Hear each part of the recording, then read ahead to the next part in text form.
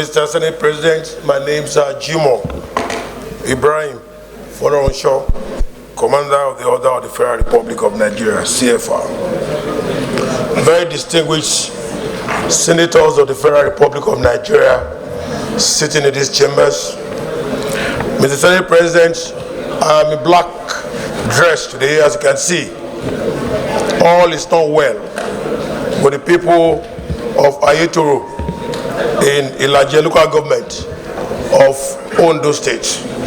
And ordinarily, Ilaje Nation is a peaceful community that has contributed immensely to the growth and the development of Nigeria.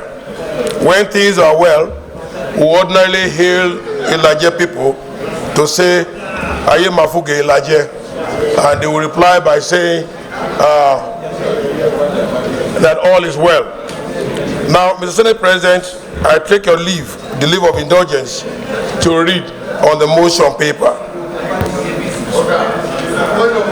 Like I said, distinguished Senator Jimoh, point of order, Senator Darlington, yes. Senate President and most distinguished senators of the Federal Republic of Nigeria. Actually, Mr. Senate President, it's a solemn situation. This is a motion that has to do with human insecurity. Insecurity is only caused by war or insurgency attack. The sea is on strike. Human beings are disappearing, and a vast number and a large proportion.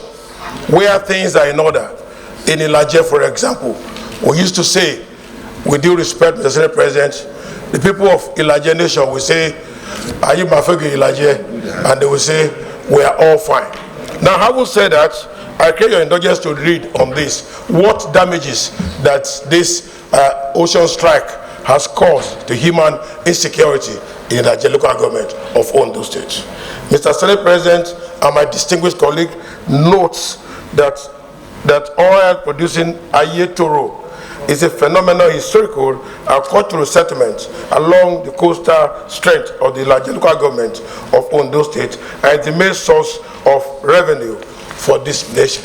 Ilaje is an oil-producing community, Mr. President, in fact accounting for less than 5% of the total oil production in Nigeria.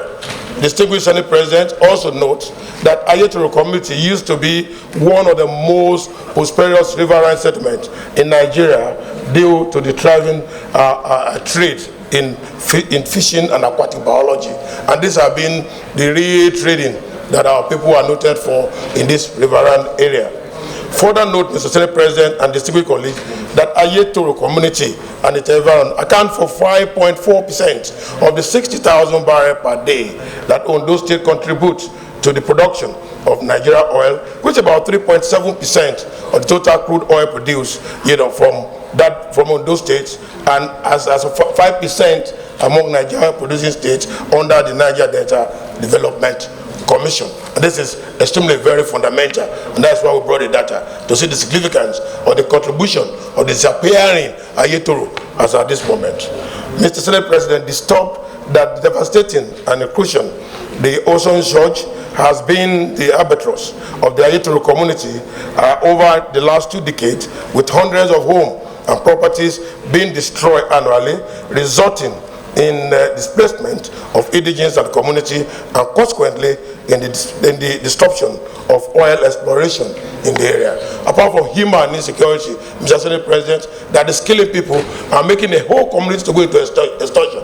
Revenue of the federal government of Nigeria is also in deficit as Ayetoro disappeared. Aware, Mr. Senate President, that the concerted interventionist agency, the NDDC, as early as 2004, just 4 years after its creation, and that's also the significance of Ayetoro, made a commendable attempt to stream and slide by awarding the contract for construction of shoreline protections, well designed, and geotube technology in Ayetoro to Gallant Nigeria Limited at an original estimated cost of 6.4 billion. My conversation with Deputy Acting Governor of Ondo State shows that 6.4 billion was actually awarded as contract for design to prevent this natural disaster, but nothing was designed and everything disappeared. Also note, Mr. President, our very most respected, distinguished colleague of the Federal Republic of Nigeria, that the said contract was revoked in 2009. Like I said, nothing happened after 6.5 billion for alleged lack of capacity and re-awarding to dredging at Atlantic Limited and at an undisclosed cost. However, 11 years after the new contract took over and 16 years after the contract was first awarded, there is nothing on ground to show an intervention by the government, therefore creating the wrong impression of an unconcerted effort, unconcerned effort of the federal government. As I talk to you, Mr. Senate President, may I bring to your attention that the World Bank is actually getting involved now in designing that the community cannot go into extinction. It cannot be watered over by the sea completely. And I say this worried that the Ayetoro is at the verge of being completely lost to the sea if nothing is done urgently, and there is more prolonged. They are pregnant because residents are gradually losing hope, in fact massively losing hope, and they are alluded to the fact that many years of investment had disappeared. And also worried that this continuous inhuman situation, human secured institution where community once fully head swayed may soon be an illusion that history may be eroded and then the complete human race might disappear to the threat of the ocean. Mr. Senate President, while I talk and move in terms of the motion paper, I will then say that accordingly I urge the consent of my colleagues and your very distinguished self to accordingly resolve: 1, mandate the community on NDDC, environment and ecology, where constituted to interface with the relevant ministry to work and modify, for instance, the intervention into disaster area. At least what we're asking for there is for the NDDC to just interfere and then see what's really happening. Intervention is important. And also mandate the committee on NDDC, where constituted, Mr. Senate President, to conduct an investigation into the 6.5 billion shoreline protection contract awarded by NDDC in 2006 with a view to finding the alternative solution where necessary to stream the dangerous lines and report back within 4 weeks for further legislative action. Mr. Senate President, I so move in terms of the motion paper. Thank you very much, distinguished colleagues, for the time taken. Thank you.